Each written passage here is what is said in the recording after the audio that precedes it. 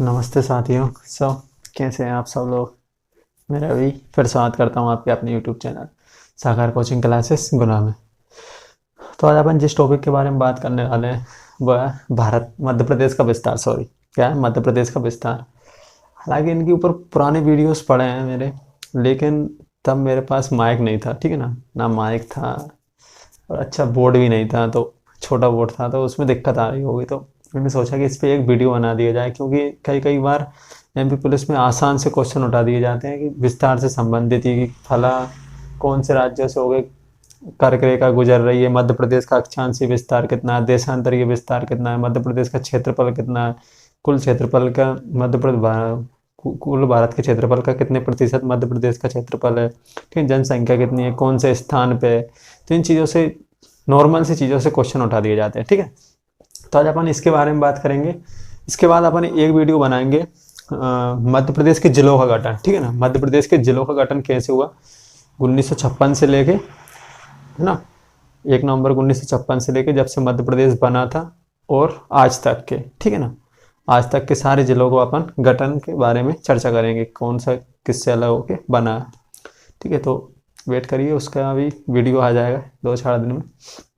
तो पहले इसके बारे में बात करते हैं, ठीक है। मध्य प्रदेश का विस्तार। मध्य प्रदेश एक भू अवशेषित राज्य है, मतलब लैंडलॉक कंट्री है, मतलब लैंडलॉक स्टेट्स है। इसका अर्थ होता है कि मतलब मध्य प्रदेश की ना तो किसी अंतर्राष्ट्रीय सीमा को छूती है, जो राज्य की सीमा है वो ना तो किसी अंतर्राष्ट्रीय सीमा को छूती है और ना ही किसी समुद्री सीमा को छूती है, अर्थात ये पूरी तरीके से भूमि से घिरा हुआ देश है। क्या है? भूमि से घिरा हुआ देश है, अर्थात इससे ना तो कोई अंतर्राष्ट्रीय सीमा लगी है ना ही कोई समुद्री सीमा लगी है, इसीलिए अपन इसको भू अवशेषित राज्य कहते हैं, यानी कि लैंडलॉक स्टेट, ठीक है, भू अवशेषित राज्य। मध्य प्रदेश एक भू अवशेषित राज्य है, ठीक है। इसके अलावा मध्य प्रदेश प्रायद्वीपीय भारत के पठार का भाग है। कैसा है? प्रायद्वीपीय भारत के पठार का भाग, ठीक है। प्रायद्वीपीय भारत क्या होता है? जो गुजरात से लेकर ये वाला जो नीचे वाला जो दक्षिण भारत है भारत का, ठीक है, ये वाला जो क्षेत्र है ना अपना, ये वाला जो क्षेत्र है नीचे वाला, ये वाला, ठीक है। तो ये वाला जो क्षेत्र होता है, ये वाला क्या कहलाता है? प्रायद्वीपीय भारत का पठार। क्या कहलाता है? प्रायद्वीपीय भारत का पठार। तो अर्थात मध्य प्रदेश एक क्या है? प्रायद्वीपीय भारत के पठार का भाग है, ठीक है। मध्य प्रदेश प्रायद्वीपीय भारत के पठार का भाग है। अब आइए आगे चलते हैं। मध्य प्रदेश का क्षेत्रफल 3,08,252 वर्ग किलोमीटर। मध्य प्रदेश का क्षेत्रफल कितना है? तो 3,08,252 वर्ग किलोमीटर है, जो कि कुल क्षेत्रफल का 9.38% है, यानी कि कुल भारत का क्षेत्रफल है ना, उसमें से 9.38% भूभाग किसके पास है? तो अपने मध्य प्रदेश के पास है, ठीक है। क्षेत्रफल की दृष्टि से मध्य प्रदेश का स्थान कौन सा है? तो दूसरा है। भारत में कौन सा है? तो दूसरा स्थान है। पहले स्थान पे कौन है? तो राजस्थान है, ठीक है। तो मध्य प्रदेश क्षेत्रफल की दृष्टि से क्या है?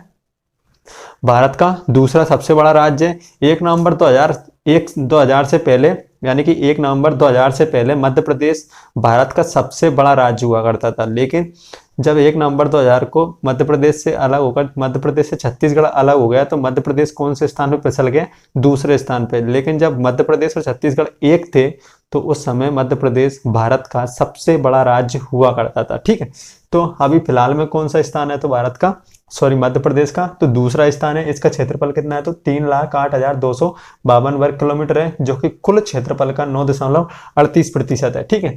मध्य प्रदेश की जनसंख्या कितनी है? तो 7,26,26,809 कितनी है? 7,26,26,809, जो कि कुल जनसंख्या का 5.9% है। कितनी है? कुल जनसंख्या का 5.9% है। मध्य प्रदेश का जनसंख्या की दृष्टि से कौन सा स्थान है? तो 5वां स्थान है। कौन सा है? 5वां स्थान है। भारत में जनसंख्या की दृष्टि से मध्य प्रदेश का 5वां स्थान है। पहले स्थान पे कौन है? तो उत्तर प्रदेश आता है। पहले स्थान पे कौन आता है? तो उत्तर प्रदेश आता है, ठीक है। क्षेत्रफल की दृष्टि से दूसरा तथा जनसंख्या की दृष्टि से 5वां स्थान है, ठीक है।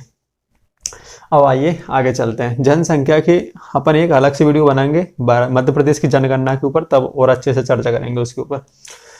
मध्य प्रदेश का पूर्व से पश्चिम में, क्या पूर्व से पश्चिम में जो लंबाई है, क्या है?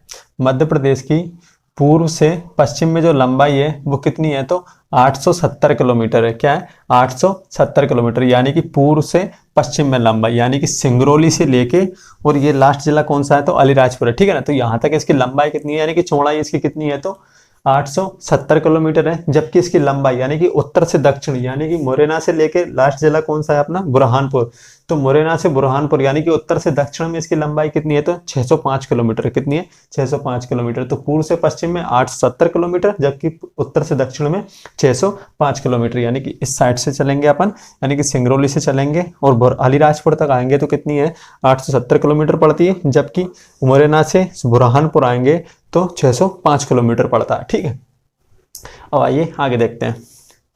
मध्य प्रदेश का अक्षांशीय विस्तार, कौन सा, अक्षांशीय, अक्षांशीय। ठीक है, मध्य प्रदेश का अक्षांशीय विस्तार कितना है, तो मध्य प्रदेश का अक्षांशीय विस्तार है 26.6, कितने, 26 डिग्री 6, 26 डिग्री 6 उत्तरी से, 26 डिग्री 6 उत्तरी से लेके 30 डिग्री ने 26 डिग्री 6 से उत्तरी से लेके 26 डिग्री 30 तक क्या है, मध्य प्रदेश का अक्षांशीय विस्तार है। कितना है, 26 डिग्री 30, 21 डिग्री 6 से आएगा, यही तो बोल रहा हूँ, 26 डिग्री कैसे आएगा, 21 डिग्री 6 से लेके। ठीक है, तो 21 डिग्री 6 से लेके 6 उत्तरी से लेके 26 डिग्री 30 उत्तरी तक क्या है, मध्य प्रदेश का अक्षांशीय विस्तार है। उत्तरी का मतलब क्या होता है, ठीक है, उत्तरी का मतलब, और अक्षांशीय विस्तार होता क्या है। अक्षांशीय रेखाएं होती कौन सी है, ठीक है, अपन छोटा सा मैप बना लेते हैं यहाँ पर। ये क्या है, पूरा का पूरा पृथ्वी, यानी कि ये ग्लोब है। ठीक है, इसमें से जो बीच वाली रेखा होती है, इसमें से जो बीच वाली रेखा होती है उसे अपन क्या कहते हैं, विषुवत रेखा कहते हैं। क्या कहते हैं, विषुवत रेखा, यानी कि ये रेड डॉट से मैंने बनाई है, ये क्या है, विषुवत रेखा है, ये विषुवत रेखा, विषुवत रेखा। ठीक है, विषुवत रेखा, भूमध्य रेखा, 0 डिग्री अक्षांश रेखा, या इसे इंग्लिश में इक्वेटर बोलते हैं। ठीक है, इसके जब उत्तर में जाते हैं यानी कि इस ओर, तो इस तरफ पड़ता है अपना उत्तरी गोलार्ध, कौन सा, उत्तरी गोलार्ध। और जब इसके दक्षिण में आते हैं तो इस तरफ पड़ता है अपना दक्षिणी गोलार्ध, कौन सा, दक्षिणी गोलार्ध। ठीक है, तो उत्तर और दक्षिण में कौन सा, उत्तर में जाने पर उत्तरी गोलार्ध, दक्षिण में आने पर दक्षिणी गोलार्ध। ठीक है, और इसके जब यहां से जाते हैं तो ये कौन सी रेखा है, 23.5 डिग्री कर्क रेखा है। ये कौन सी है, तो 23.5 डिग्री कर्क रेखा, और ये कौन सी है, तो 23.5 डिग्री मकर रेखा। ठीक है, 23.5 डिग्री मकर रेखा, यानी कि उत्तरी गोलार्ध में कौन सी रेखा पड़ती है, तो कर्क रेखा पड़ती है, और दक्षिणी गोलार्ध में कौन सी पड़ती है, तो मकर रेखा पड़ती है। ठीक है, तो अपना जो भारत है वो कौन से गोलार्ध का देश है, तो उत्तरी गोलार्ध का देश है। कौन सा है, उत्तरी गोलार्ध का, यानी कि ये क्या मान लीजिए, भारत मान लीजिए, क्योंकि भारत के बीचों बीच से क्या गुजरती है, तो अपनी कर्क रेखा गुजरती है। कौन सी रेखा गुजरती है, कर्क रेखा, और कर्क रेखा मध्य प्रदेश से होकर भी गुजरती है। ठीक है, तो विषुवत रेखा से उत्तर में होने के कारण इसे अपन क्या कहते हैं, उत्तरी अक्षांश कहते हैं। क्योंकि ये जो रेखाएं होती हैं, जो आड़ी रेखाएं खींची होती हैं पृथ्वी पे, इन्हें अपन क्या कहता है, अक्षांशीय रेखाएं कहते हैं। क्या कहते हैं, अक्षांशीय रेखाएं कहते हैं। ठीक है, अक्षांशीय रेखाओं की संख्या कितनी होती है, तो 180 होती है। कितनी होती है, 180, 90 उत्तरी गोलार्ध में और 90 दक्षिणी गोलार्ध में। ठीक है, 0 डिग्री रेखा को अपन जब 0 डिग्री या विषुवत रेखा को जब अपन इसमें ऐड कर लेते हैं तो इनकी संख्या 181 हो जाती है। ठीक है, तो जो मध्य प्रदेश का जो भाग है, यानी कि मध्य प्रदेश का सबसे दक्षिणी जिला कौन सा है, तो कौन सा है, तो बुरहानपुर है। तो बुरहानपुर से जो रेखा टच करके जा रही है वो कौन सी है, तो 21 डिग्री 6, क्या है, 21 डिग्री 6 उत्तरी अक्षांश रेखा है। अब उत्तरी का मतलब समझ में आ गया, क्योंकि विषुवत रेखा से उत्तर की ओर है। ठीक है, तो 1 2 3 4 5 6 7 8 9 10 11 12 13 करके ऐसे कहां तक चली जाती है, तो 90 तक चली जाती है अक्षांश रेखा। ठीक है, तो जो मध्य प्रदेश का जो बुरहानपुर जिला है वो कौन से अक्षांश पे आता है, तो 21 डिग्री 6 उत्तरी अक्षांश पे आता है। कितने पे आता है, 21 डिग्री 6 उत्तरी अक्षांश पे आता है। और जो मध्य प्रदेश का सबसे उत्तरी जिला है वो कौन सा है, तो भिंड है। वो कौन से स्थान पे आता है, तो 26 डिग्री 30 उत्तरी अक्षांश पे। कौन से पे, 26 डिग्री 30 उत्तरी अक्षांश पे आता है। यानी कि इस तरीके से जाएंगे, नीचे से बढ़ते बढ़ते जाएंगे तो अपन 26 21 से 22 23 24 25 26 डिग्री से जहां से जो रेखा निकल रही है मुरैना के पास में से वो कौन सी है, तो 26 डिग्री 30 उत्तरी अक्षांश रेखा है। तो मध्य प्रदेश का अक्षांशीय विस्तार कितना हो गया, 21 डिग्री 6 उत्तरी से लेके, उत्तरी का मतलब तो आप समझ गए होंगे, और अक्षांश रेखाएं भी मेरे ख्याल से ये तो अपना तो समझ में आ ही गया होगा आपको। ठीक है, क्योंकि ये विषुवत रेखा के उत्तर में स्थित है, उत्तरी गोलार्ध में स्थित है, इसलिए भारत क्या है, उत्तरी गोलार्ध में स्थित है। इसीलिए अपन इनको पीछे क्या लगाते हैं, 21 डिग्री 6 उत्तरी अक्षांश रेखा। अगर भारत दक्षिणी गोलार्ध में होता तो अपन इसके पीछे क्या लगाते, 21 डिग्री 6 दक्षिणी अक्षांश रेखा। ठीक है, तो मध्य प्रदेश का अक्षांशीय विस्तार कितना है, तो 21 डिग्री 6 उत्तरी अक्षांश से लेकर 26 डिग्री 30 उत्तरी अक्षांश रेखा तक क्या है, मध्य प्रदेश का अक्षांशीय विस्तार है। ठीक है, अब आते हैं अपन दक्षिण देशांतरीय विस्तार। देशांतरीय रेखाओं की जो संख्या होती है वो होती है 360। क्या 360? कोई भी गोलाकार वस्तु कितने डिग्री की होती है, तो 360 डिग्री की होती है। ठीक है ना, तो जो अक्षांशीय रेखा देशांतरीय रेखाएं होती हैं वो एक ध्रुव से तो स्टार्ट होती है और दूसरे ध्रुव से जाकर वापस वहीं चली जाती है। ठीक है, इस तरीके से खींची जाती है। ठीक है, ये क्या है, देशांतरीय रेखा है। अब देशांतरीय रेखाओं में एक रेखा है जिसको अपन क्या कहते हैं, 0 डिग्री देशांतर रेखा। क्या कहते हैं, 0 डिग्री देशांतर रेखा। देशांतर रेखाओं की संख्या कितनी होती है, 360। कितनी होती है, 360। ठीक है, देशांतर रेखाएं पृथ्वी पर जो खड़ी रेखाएं खींची होती ना, उन्हें अपन क्या कहते हैं, देशांतरीय रेखाएं कहते हैं। और जो आड़ी खींची होती है पृथ्वी पर, उन्हें अपन क्या कहते हैं, अक्षांशीय रेखाएं। ठीक है, तो जो 0 डिग्री देशांतर रेखा है, 0 डिग्री देशांतर रेखा इंग्लैंड से निकलती है। कहां से निकलती है, इंग्लैंड की राजधानी कौन सी, लंदन। लंदन में एक ग्रीनविच जगह है। क्या है, ग्रीनविच जगह से कौन सी रेखा निकलती है, तो अपनी 0 डिग्री देशांतर रेखा निकलती है। कौन सी, 0 डिग्री देशांतर रेखा। इसे अपन यामोत्तर रेखा भी कहते हैं। क्या कहते हैं, 0 डिग्री देशांतर रेखा को अपन क्या कहते हैं, यामोत्तर रेखा। 0 डिग्री देशांतर रेखा कहां से निकल रही है, तो लंदन से निकल रही है। कहां से, लंदन के ग्रीनविच शहर से। ठीक है, ग्रीनविच शहर से निकलती है। ठीक है, इसे अपन यामोत्तर रेखा भी कहते हैं। तो इस 0 डिग्री देशांतर रेखा के पूर्व में जाने पर, अब पूर्व कौन सी साइड है, तो इस साइड पूर्व है और इस साइड कौन सा है, अपना पश्चिम है। इस साइड कौन सा है, पश्चिम। ठीक है, तो 0 डिग्री देशांतर रेखा के पूर्व में जाने पर क्या होता है, समय बढ़ता है। क्या होता है, समय बढ़ता है। यानी कि 0 डिग्री देशांतर रेखा से जब अपन पूर्व की तरफ जाएंगे, यानी कि लंदन से जब अपन इंडिया की तरफ आएंगे, क्या होंगे, अपन इंडिया की तरफ आएंगे तो क्या होगा, समय बढ़ेगा। और 0 डिग्री से पश्चिम में जाने पर क्या होता है, समय घटता है। क्या होता है, 0 डिग्री से यानी कि लंदन से पश्चिम की ओर जाएंगे तो समय घटेगा, और लंदन से आगे की ओर जाएंगे यानी कि पूर्व की दिशा की तरफ जाएंगे तो क्या होगा, समय बढ़ेगा। और वो कितना घट बढ़ता है, तो प्रत्येक 1 डिग्री पर 4 मिनट का अंतर आता है। यानी कि जब अपन मान लीजिए अभी 0 डिग्री देशांतर रेखा पे मैं खड़ा हूं, और मान लीजिए आप कितने डिग्री पे खड़े हो, 2 पे खड़े हो। कितनी डिग्री देशांतर रेखा पे खड़े हो, 2 डिग्री देशांतर रेखा पे खड़े हो। तो और आप पूर्व में खड़े हो, कैसे, 0 डिग्री देशांतर रेखा से आप पूर्व में खड़े हो, तो आपके बीच में, हमारे बीच में कितना अंतर बढ़ गया, यानी कि यहाँ 12 बज रहे होंगे। मैं मान लेता हूँ कि मेरी जगह पे अभी क्या बज रहे हैं, मैं जहाँ पे यानी कि मैं 0 डिग्री देशांतर रेखा पे खड़ा हूं, तो मेरे पास कितने बज रहे हैं, समय कितना हो रहा है, फिक्स 12 बज रहे हैं।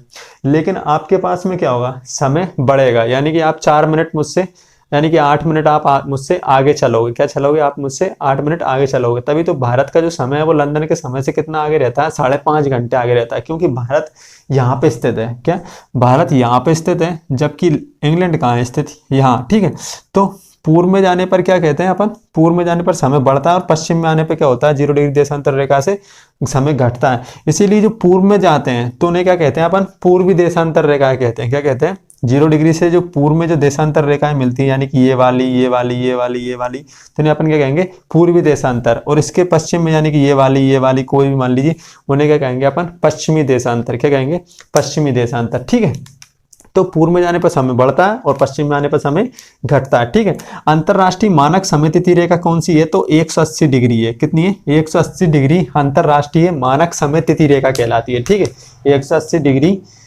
देशांतर रेखा क्या कहलाती है, अंतरराष्ट्रीय मानक समतिथि रेखा कहलाती है। ठीक है, तो मुझे आशा करता हूं कि मैं आपसे कि ये चीज आप समझ गए होंगे। ठीक है, कोशिश करना समझ जाओगे, और नहीं तो वीडियो पढ़े आप देख लेना जाके। तो मध्य प्रदेश का जो देशांतरीय विस्तार है वो कितना है, तो मध्य प्रदेश का जो देशांतरीय विस्तार है वो 74 डिग्री 59 से लेकर 74 डिग्री 59 पूर्वी देशांतर से लेके, क्या 74 डिग्री 59 पूर्वी देशांतर से लेके, और कितना है, तो 82 डिग्री 66 पूर्वी देशांतर। कितना है, 82 डिग्री 66 पूर्वी देशांतर तक क्या है, मध्य प्रदेश का देशांतरीय विस्तार है, ठीक है। 74 डिग्री 59 पूर्वी देशांतर से लेके 82 डिग्री 66 पूर्वी देशांतर तक क्या है, मध्य प्रदेश का देशांतरीय विस्तार है। जबकि अक्षांशीय विस्तार कितना था, तो 21 डिग्री 6 उत्तरी अक्षांश रेखा से लेकर 26 डिग्री 30 उत्तरी अक्षांश रेखा तक क्या था, मध्य प्रदेश का अक्षांशीय विस्तार था, ठीक है। ये क्या था, मध्य प्रदेश का अक्षांशीय विस्तार था। अब मध्य प्रदेश की एकमात्र जिले से क्या निकलती है, मध्य प्रदेश की भारत की मानक समय रेखा निकलती है। क्या करती है, भारत की मानक समय रेखा निकलती है। भारत का जो देशांतरीय विस्तार है वो कितना है, तो 68.7 से लेकर 97.25 तक है। कितना, मध्य प्रदेश का जो भारत का जो अक्षांशीय विस्तार है वो कितना है, तो 68.7 उत्तरी से लेके पूर्वी देशांतर से लेके और 97.25, कितना, 97.25 डिग्री पूर्वी देशांतर। ये क्या है, मध्य भारत का देशांतरीय विस्तार है, ठीक है। तो भारत के, अब मैंने बोला है कि पूर्व में जाने पे क्या होता है, समय बढ़ता है, तो पूर्व में जाने पर समय बढ़ता है, ठीक है। तो भारत का जो गुजरात से निकल रही है, गुजरात से जो रेखा निकलती है वो कहाँ से, कौन सी रेखा निकलती है, तो गुजरात को टच करके भारत का सबसे पश्चिमी जिला कौन सा है, तो गुजरात ही है ना। तो गुजरात से कौन सी रेखा निकलती है, 68.7। और भारत और लास्ट जो जिला, जो लास्ट राज्य है वो, यानी कि सबसे पूर्वी राज्य कौन सा है, तो अरुणाचल प्रदेश है। तो अरुणाचल प्रदेश को टच करके कौन सी निकलती है, तो 97.25। अब देखिए लगभग 30, लगभग कितने का है, 30 का है। कितनी, 30 रेखा, 30 अक्षांश रेखाएं इसके सम्मान में, मतलब बीच में आती हैं, ठीक है। 68 से 59, 68 से 59, 60, 69, 70, 71, 72, 73, 74, 75 करके ऐसे तक कहाँ चले जाते हैं, 97 तक चला जाता है।